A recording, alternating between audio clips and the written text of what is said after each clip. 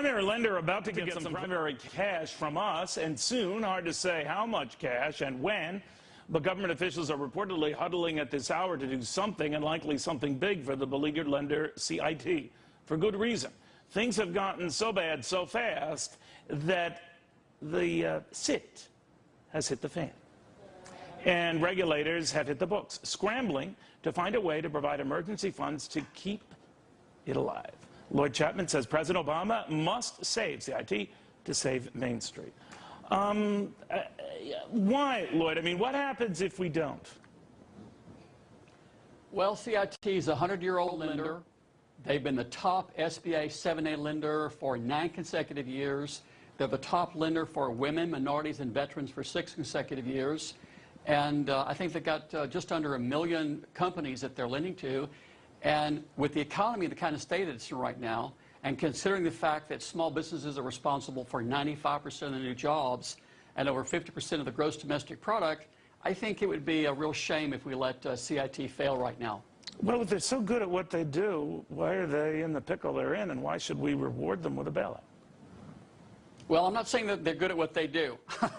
I'm saying that I think right now, with the economy, the kind of situation it's in right now, it would be unfortunate if a company like CIT, again, 100 years of expertise of loaning to small businesses, I just think it would be a mistake. And I think that a lot of financial institutions that really were less deserving of being saved than CIT have been rescued. So, by the way, I was against both of the bailout bills. Right, I was against the TARP bill.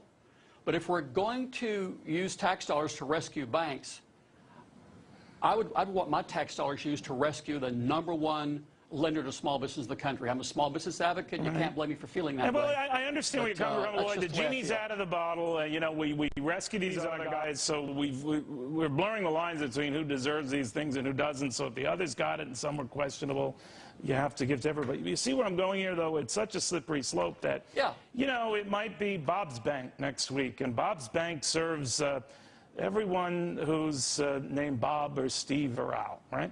And Bob and Steve and Al swear by Bob's Bank, and they say that, you know, if Bob's Bank goes under, you see what I'm saying? Everyone can make a compelling case to keep their respected institution alive.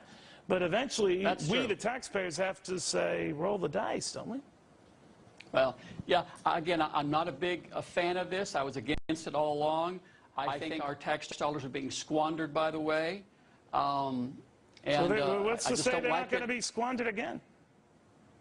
Well, you know, there's no guarantee. Right. But again, you know, when I see a company that's 100 years old, that's the #1 lender to small businesses, you know, I'm concerned about that. But I'll tell you, this will probably be the last time that I'm going to support the bailout of any financial institution. This will be the last time that I will, you know, come out like this.